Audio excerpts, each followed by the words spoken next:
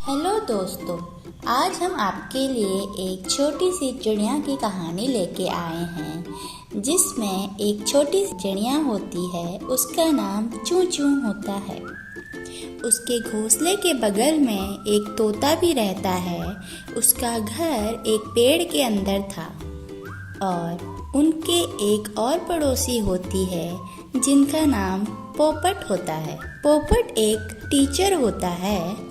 वह हमेशा किताबें ही पढ़ता रहता है और उम्र के साथ साथ वह बूढ़ा हो चुका है। वह अपने घर से ज़्यादा बाहर नहीं निकलता था।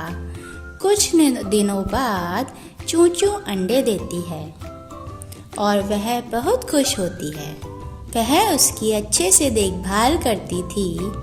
वह उनकी देखभाल करते करते अपना खाना पीना सब छोड़ देती थी। उसको गाना गाने का बहुत शौक था। वह गाना भी गाती थी और अपने दिन को ऐसे ही निकाल देती थी। कुछ दिनों में उसके बच्चे बाहर आ जाते हैं। वह उनको देखकर उनको गले लगा लेती है और उनसे बोलती है, तुम्हारा इस दुनिया में स्वागत है मेरे नन्हे बच्चों। मैं तुम्हें देखकर बहुत खुश हुई। अब मैं तुम्हारे लिए खाना लेने जाती हूँ।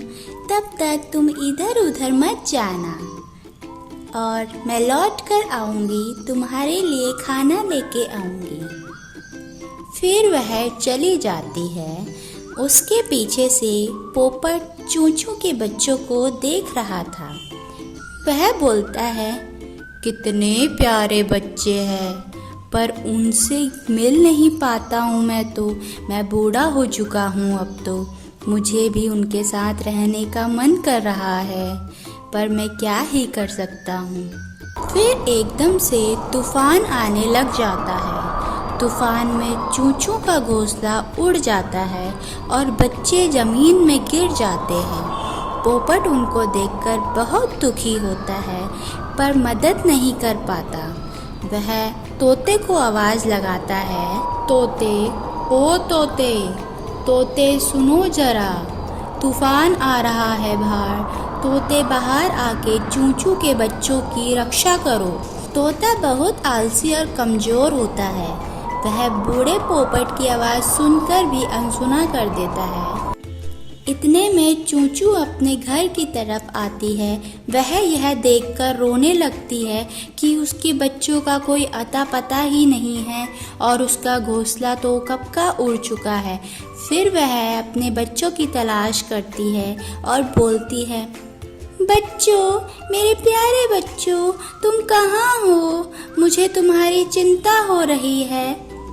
उनमें से एक बच्चा जो बेहोश नहीं हुआ था, वह बोलता है, मम्मी, मम्मी, मम्मी हमें बचाओ। चूं चूं ये आवाज़ सुन लेती है और अपने बच्चों के पास जाती है और डर जाती है कि किसी बच्चे को कुछ हुआ तो नहीं। वह देखती है उसके 2 बच्चे बेहोश हो गए थे।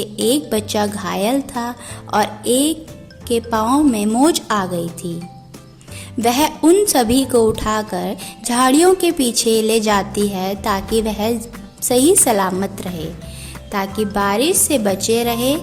इतनी जल्दी में पर वो अपना घोंसला कैसे बनाएगी? उसे फिर चिंता होती है। वह रोने लगती है पर सोचती भी रहती है।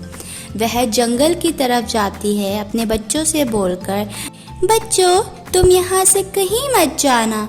मैं अभी तुम्हारे लिए कुछ इंतज़ाम करके लाती हूँ। तब तक के लिए यहीं पे रहना, ठीक है?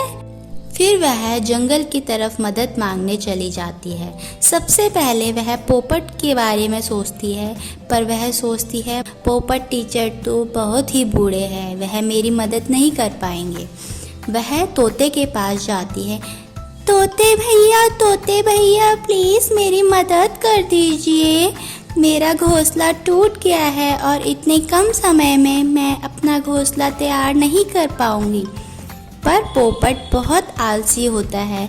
वह कुछ ना कुछ बहाना करके उसे मना कर देता है। अरे बहना, आज तो मैं थक गया हूँ, आज मैंने बहुत सारा खाना खा लिया, मैं तो हिलने के लायक भी नहीं बचा हूँ, तुम किसी और से मदद मांग लो। इतना सुनकर चिड़िया चूचू जो होती है वह जंगल की तरफ बहुत लोगों से मदद मांगती है, पर उसे कहीं से मदद नहीं मिलती। चूचू परेशान होकर वापस आती है। इतने में वह देखती है उसके एक बच्चे को सांप खा रहा है। वह रोती है और उसे भगाने की कोशिश करती है।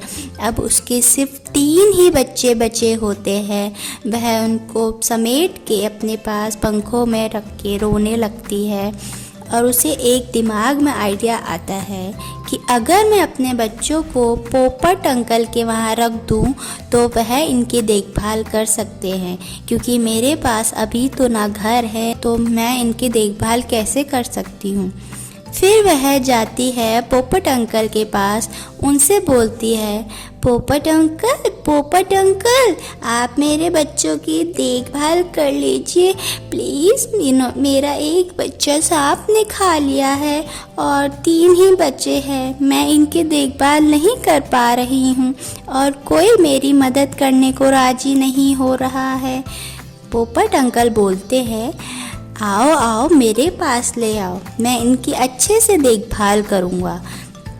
इतने में वह उनको रखकर चली जाती है और एक पेड़ की डाली में बैठकर रोने लगती है। इस चैनल को प्लीज़ सब्सक्राइब कीजिए अगर आपको ये कहानी पसंद आई तो।